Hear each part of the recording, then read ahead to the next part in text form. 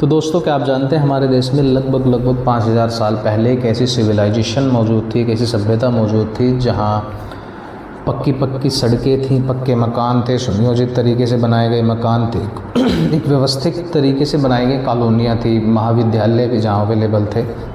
यहाँ जिसका नाम था सिविलाइजेशन का सिंधु घाटी सभ्यता। और आज हम इसी सभ्यता के बारे में बात करेंगे, डिटेल में इस सभ्यता को पढ़ेंगे। तो आप सभी का स्वागत है एग्ज़ाम वे में, और हमारा टॉपिक रहने वाला है आज सिंधु घाटी सभ्यता। सिंधु घाटी सभ्यता के बारे में डिटेल में हम लोग पढ़ेंगे। इसका क्या इंट्रोडक्शन है, क्या क्या की पॉइंट्स हैं, कहाँ कहाँ ये सिंधु घाटी सभ्यता फैली हुई है, कौन कौन से नगर हैं, उन नगरों के बारे में भी हम डिटेल में जो है पढ़ने वाले हैं। तो आइए हम अपना टॉपिक शुरू करते हैं। सबसे पहले इंट्रोडक्शन जो है सिंधु घाटी सभ्यता का, वो क्या है। सबसे पहली चीज़ है, इसका नाम ही सिंधु घाटी सभ्यता इसलिए क्योंकि ये इंडस रिवर यानी कि सिंधु नदी के किनारे है। लोकेशन जो है इसकी पश्चिमोत्तर भारत यानी कि नॉर्थ वेस्ट में ये मौजूद है, और इसका जो क्षेत्र है वो लगभग ट्रायंगुलर आकार है, त्रिभुजाकार क्षेत्र है, ट्रायंगुलर है, और इसका जो एरिया है लगभग 20 लाख वर्ग किलोमीटर है। इस डायग्राम से थोड़ा समझने का प्रयास करेंगे। ईस्ट में जो है, अगर मैं बात करूँ सिंधु घाटी सभ्यता, ईस्ट में हिंडन नदी जो मेरठ में इसका क्षेत्र है, हिंडन नदी का आलमगीरपुर में, वहाँ तक ईस्ट में फैली गई है। अगर मैं बात करूँ वेस्ट में, तो वेस्ट में दास्क रिवर जो है वहाँ तक फैली गई है, और ये जगह आज की डेट में बलूचिस्तान में है। सूत कांगेडोर एक जगह है वेस्ट में, वहाँ तक फैली गई है सिंधु घाटी सभ्यता। नॉर्थ की अगर हम बात करें तो नॉर्थ में अफ़गानिस्तान में है, और अफ़गानिस्तान में एक नदी है चेनाब नदी। अखनूर जो जगह है, अखनूर जगह जो है चेनाब नदी के किनारे, वहाँ तक नॉर्थ में फैली गई ये व्यवस्था है। साउथ में अगर मैं बात करूँ तो महाराष्ट्र तक है, गोदावरी नदी के तट पर, और जगह का नाम है दैमाबाद। ये जगह जो है महाराष्ट्र में है। ये आपकी सिंधु घाटी सभ्यता यहाँ फैली हुई है। अगर मैं बात करूँ की पॉइंट्स की, तो सबसे पहली चीज़, सिंधु घाटी सभ्यता में खोजा गया सबसे पहला स्थान जो था वो हड़प्पा था। इसी वजह से इसको हड़प्पा सभ्यता भी बोलते हैं, और हड़प्पा पाकिस्तान में मौजूद है। अगर मैं बात करूँ इंडस वैली सिविलाइजेशन के बारे में, सबसे पहले 1826 में चार्ल्स मैसन ने हड़प्पा के टीले की खोज की थी और वहाँ से कुछ ईंटें प्राप्त की थी। लेकिन सिंधु घाटी सभ्यता की जो खोज है वो राय बहादुर दयाराम साहनी जी ने की थी 1921 ईस्वी में। और ये एक इम्पोर्टेंट क्वेश्चन है, ये इनकी फ़ोटो है सामने।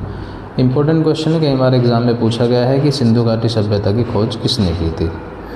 अगर बात करें सिंधु घाटी सभ्यता के नामकरण के बारे में, इसके अलग अलग कुछ और भी नाम हैं। तो सबसे पहला नाम इसका है हड़प्पा सभ्यता। इसको हड़प्पा क्यों कहते हैं, क्योंकि सिंधु घाटी सभ्यता में खोजा जाने वाला सबसे पहला शहर जो था वो हड़प्पा था, इसलिए इसको हड़प्पा सभ्यता भी कहते हैं। दूसरा है सिंधु घाटी सभ्यता। सिंधु घाटी सभ्यता इसलिए कहते हैं क्योंकि सिंधु नदी के किनारे स्थित थी, इसलिए इसको सिंधु घाटी सभ्यता कहते हैं। बाकी इसका जो नाम है, तीसरा बात करते हैं सरस्वती सभ्यता। अब सरस्वती सभ्यता इसलिए बोलते हैं क्योंकि सिंधु घाटी सभ्यता के लगभग 1100 जो स्थान हैं वो सिंधु और गंगा नदी के मध्यवर्ती क्षेत्रों में है। अब जो इसका मध्यवर्ती क्षेत्र है वहाँ सरस्वती नदी कभी बहती थी पहले, वो बोलते हैं। आज की डेट में तो विलुप्त है। ये डायग्राम से आप देख सकते हैं, सरस्वती नदी आपको वो डार्क जगह जो है वहाँ दिख रही होगी, वो बीच में है गंगा और आपकी सिंधु नदी के बीच में। चौथी इसका नाम है प्रथम नगरीय व्यवस्था। इसका कारण ये है कि सबसे पहले नगर यहीं खोजे गए हैं, तो इसलिए इसको हम प्रथम नगरीय व्यवस्था भी कह सकते हैं। और इसका फ़ोटो देख लीजिए, नगर किस तरीके से बना हुआ है। नेक्स्ट है कांस्य युगीन सभ्यता। कांस्य युगीन सभ्यता इसको इसलिए बोलते हैं क्योंकि सबसे पहले मनुष्य ने अगर कोई धातु खोजी थी तो तांबा थी।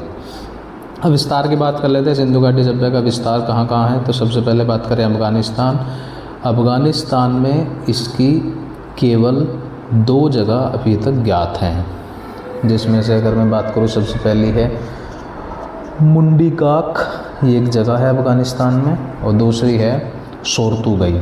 अफ़गानिस्तान में यही 2 जगह ज्ञात हैं जो सिंधु घाटी सभ्यता में है। तो बात करें अगर पाकिस्तान की, तो पाकिस्तान में लगभग 500 स्थल हैं जो सिंधु घाटी सभ्यता जहाँ फैली हुई है। और ये जो हैं नॉर्मली हम इनको 3 पार्ट्स में डिवाइड करते हैं। 500 स्थल जिसमें से बलूचिस्तान में भी हैं, कुछ जो इसका सिंध प्रांत है वहाँ है, और कुछ जो है पंजाब प्रांत के अंदर है। ये लगभग 500 स्थल इस तरीके से डिवाइडेड हैं। और अगर मैं बात करूँ भारत की, तो भारत के अंदर लगभग 1000 स्थान जो हैं सिंधु घाटी सभ्यता के जो खोजे गए हैं, जिसमें जम्मू कश्मीर में हैं, पंजाब के अंदर हैं, हरियाणा के अंदर हैं, और अगर उत्तर प्रदेश के अंदर भी हैं कुछ स्थान, गुजरात के अंदर सबसे ज़्यादा खोजे गए स्थान हैं। क्योंकि गुजरात बेसिकली पाकिस्तान के नज़दीक भी पड़ता है। राजस्थान और बात हम लोग करें लास्ट में तो महाराष्ट्र में तो आप जानते हैं दैमाबाद जो है वहाँ तक फैली गई है व्यवस्था। सिंधु घाटी सभ्यता के जो प्रमुख स्थल हैं उनके बारे में हम बात करते हैं, वो कौन कौन से एग्जाम में पूछा गया है। इनको हम सात नगरीय शहर भी बोलते हैं। कौन कौन से? हड़प्पा है, मोहनजोदड़ो है, धोलावीरा है, राखीगढ़ी। नंबर 5 की मैं बात करूँ तो चंदूदड़ो। नंबर 6 की बात की जाए तो आपकी कालीबंगा, और नंबर 7वें पे आता है आपका बनावली। ये एग्ज़ाम में पूछा गया। इनको हम 7 नगरीय स्थल भी कहते हैं। एग्ज़ाम में पूछ लिया जाता है तो उसको आप याद ज़रूर रखेंगे। अगर मैं आप आगे बात करूँ 7 नगरीय स्थलों की विशेषताएं क्या क्या हैं, तो इनको हम डिटेल्स में पढ़ेंगे अलग अलग। पहले थोड़ी सी डिटेल देख लेते। सभी नगर 2 भागों में विभक्त थे। पहला पार्ट था इनका पश्चिमी भाग, वेस्टर्न पार्ट जो था, जिसको हम दुर्ग या टीला बोलते थे, और यहाँ केवल पुरोहित लोग रहते थे। ये माना जाता है कि यहाँ केवल पुरोहित लोग रहते थे, क्योंकि पुरोहितों की यहाँ पे कुछ मूर्तियाँ मिली हैं। जैसे ये व्यक्ति जो है इसको आप पुरोहित मान सकते हैं। दूसरा है पूर्वी भाग, और पूर्वी भाग को हम नगर बोलते थे, जहाँ पे व्यापारिक वर्ग, प्रशासनिक वर्ग और सामान्य जनता रहती थी। ठीक है। नंबर दूसरे पॉइंट की बात करें तो दुर्ग छोटे थे, नगर बड़े आकार के होते थे। पश्चिमी क्षेत्र ऊंचाई पर होता था ताकि युद्ध बाढ़ जैसी स्थितियों में इनको बचाया जा सके, क्योंकि वहाँ पे पुरोहित वर्ग के लोग रहते थे जो युद्ध वगैरह नहीं लड़ना जानते थे। नंबर 4 की बात करें, दुर्ग की 4 दीवारी होती थी। नरक की सुरक्षा दीवार कोई नहीं थी। 4 दीवारी की बाहर की दीवारें जो थी पक्की ईंटों की बनी होती थी, और अंदर की दीवारें जो थी वे कच्ची ईंटों की बनी होती थी। इसका एक्सेप्शन भी है। एक्सेप्शन ये है कि दुर्ग और नगर एक ही रक्षा दीवार के साक्ष्य लोथर और सूतकोटड़ा में। यहाँ मतलब क्या है, दुर्ग भी आपका वही है और नगर भी आपका वही है। ये दोनों की 4 दीवारी एक ही साथ में है। जबकि मैंने अभी आपको पहले क्या बताया, दुर्ग अलग बने होते थे, नगर अलग बने होते। थोड़ा डायग्राम से समझते हैं। जैसे दुर्ग हो गया, दूसरा सिटी हो गया, यानी कि नगर हो गया। अब इनकी 4 दीवारी में अगर एक ही कर दो, देखिए एक ही 4 दीवारी में इन दोनों को रख दिया गया है। तो ये कहाँ मिला? लोथल और सूतकोटड़ा में मिली है ये व्यवस्था। ये इसका पहला एक्सेप्शन है, एग्जाम में पूछ लिया जाता है तो याद रखेंगे। नंबर दूसरी एक्सेप्शन क्या है, चंदूडों में नगर और दुर्ग के साथ साथ नगर और दुर्ग दोनों में कोई रक्षा दीवार नहीं है। और धोलावीरा की अगर मैं बात करूँ तो धोलावीरा में 3 टीले मिले हैं। अब तीसरे टीले का नाम जो है इन्होंने मध्यमा रख दिया गया है।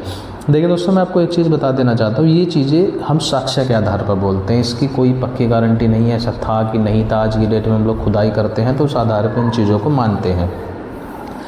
कहीं ऐसा मिला है तो उसका बीच का नाम भी ये नाम भी हमने दिए हैं, नगर है, दुर्ग है। अब इसका तीसरे का नाम जो मध्यमा दिया है, ये सब हमारे द्वारा नाम दिए गए हैं, मतलब मेरे द्वारा नहीं, जो इतिहासकार हैं उनके द्वारा। तो डिटेल्स में बात करते हैं अलग अलग शहरों की। सबसे पहले बात करेंगे हम हड़प्पा की। इसका जो इम्पोर्टेंट चीज़ है वो ये है कि खोजकर्ता कौन थे, वो थे दयाराम साहनी, और अन्य उत्खननकर्ता यानी कि जिन्होंने खुदाई करवाई थी वो थे माधव स्वरूप वत्स और व्हीलर। और इसकी स्थिति अगर मैं बात करूँ, पाकिस्तान के पंजाब प्रांत में मोंट गामरी ज़िले में रावी नदी के बाएं तट पर ये स्थित है हड़प्पा। आप देख लीजिए, ये आपका डायग्राम है। हड़प्पा को मैंने सर्कल कर दिया गया है। हड़प्पा को आप देख लीजिए, ये रहा। और ये जो जगह है रावी नदी को मैंने बता दिया है आपको। की पॉइंट्स अबाउट हड़प्पा तो देखते हैं। सबसे पहले हड़प्पा में 6 कमरों की पंक्तियों में कुल 12 कमरों का एक अन्नागार मिला है। ये देख लीजिए डायग्राम, 6 इधर हैं, 6 उधर हैं। इसको हम अन्नागार बोलते हैं। 12 कमरों का अन्नागार है टोटल। यह अन्नागार नदी के निकट था और इसका जो मुख था यानी कि मुँह था वो नदी की ओर खुलता था ताकि जलमार्ग से व्यापार किया जा सके। नंबर तीसरी बात करते हैं, पश्चिमी टीले मजदूर आवास मिले हैं जिसमें मजदूर रहते थे। नंबर 4, 18 वृत्ताकार चबूतरे मिले हैं और गेहूँ तथा जौ के साक्ष्य मिले हैं, यानी कि लोग गेहूँ तथा जौ खाते पीते थे और उनका व्यापार करते थे। नेक्स्ट अगर मैं बात करूँ तो लकड़ी की कब्र मिली है, वुडन ग्रेव मिली है, जिसका नाम R37 दिया गया है। मैंने अभी बताया ये नाम इतिहासकार ही देते हैं। नंबर 7 पे लिंग पूजा के साक्ष्य मिले हैं। जली हुई ईंटों के आवास और जल निकासी के साक्ष्य मिले हैं। नंबर 9 हम बात कर लेते हैं, यहाँ अभिलेख वाली मोहरें मिली हैं और ये सबसे ज़्यादा हड़प्पा में मिली है। एग्ज़ाम में पूछा जाता है अभिलेख वाली मोहरें सबसे ज़्यादा किस जगह मिली हैं, तो वो हड़प्पा में मिली है। ये डायग्राम से मैं दिखा दूँ आपको, ये सभी मोहरें हैं जो यहाँ पे मिली हैं, अभिलेख वाली मोहरें, हड़प्पा सभ्यता की अभिलेख वाली मोहरें ये सभी हैं। अभी इनको डायग्राम से समझ सकते हैं। आगे चलते हैं और आगे बात करते हैं। नंबर 10 की तांबे की इक्का गाड़ी भी यहाँ मिली। इसका डायग्राम भी हम आपको दिखा देते हैं, तांबे की इक्का गाड़ी कैसी है। अब ये कुछ थोड़ा बहुत टूटी हुई इक्का गाड़ी है, इसको हमने जब नए डायग्राम आए हैं आप गूगल्स पे देख सकते हैं तो जोड़ के भी दिखा रखा है, हालांकि मिली ऐसी है। नंबर 11 है पुजारी की पत्थर की मूर्ति मिली है। अब एक मूर्ति मिली है, व्यक्ति पुजारी है या इसकी पूजा करते थे, ये समझ से बाहर है हमारे। नंबर 12 की हम बात करें, एक बर्तन पर मछुआरे की तस्वीर मिली है, शंख का बना हुआ बैल मिला है यहाँ से। तो ये सभी क्वेश्चन जो है इम्पोर्टेंट है, इनको आप याद रखिए, सब चीज़ें हड़प्पा में मिली हैं। नंबर 2 बात करते हैं मोहनजोदड़ो, जिसका शाब्दिक अर्थ होता है मृतकों का टीला। ये एग्ज़ाम में पहले बहुत पूछा जाता था, आपका तो नहीं कह सकते पक्का। खोजकर्ता जो थे इसके, ये थे राखलदास बनर्जी और इसकी खोज हुई थी 1922 में। और अगर इसकी स्थिति की मैं बात करूँ, ये कहाँ उपस्थित है, तो ये पाकिस्तान के पंजाब प्रांत के लरकाना ज़िले में सिंधु नदी के किनारे स्थित है। अगर मैं इसके की पॉइंट्स की बात करूँ मोहनजोदारो के, सबसे पहले देखते हैं मलेरिया के साक्ष्य मिले हैं, सर्वाधिक बाढ़ के साक्ष्य मिले हैं। यहाँ पर सबसे ज़्यादा बाढ़ यानी कि मोहनजोदारो में आती थी। सर्वाधिक जनसंख्या वाला शहर यही है। विशाल स्नानागार यहाँ मिला है, द ग्रेट बाथ, वो कहाँ मिला है, मोहनजोदारो में। ये एग्ज़ाम में बहुत पूछा जाता है, याद रखेंगे। ये डायग्राम है आपका, ये जो आप सामने देख रहे हैं ये क्या है, एक स्नानागार है, ग्रेट बाथ है ये, इसमें ये लोग नहाते थे, जैसे आजकल स्विमिंग पूल होते हैं, सेम ऐसा ही है। 5वें बात के कांस्य की नर्तकी की मूर्ति मिली है। अब ये मूर्ति मिली है, नर्तकी है, क्या है भगवान जाने। पशुपति महादेव की मूर्ति मिली है, यानी कि लोग महादेव की पूजा करते थे। सूती कपड़े के साक्ष्य मिले हैं यहाँ से, यानी कि सूती कपड़ों का प्रयोग करते थे। एक विशाल सभा भवन मिला है, यानी कि सभा करने के लिए एक भवन थी। तो आप सोचिए कितनी सुनियोजित व्यवस्था रही होगी।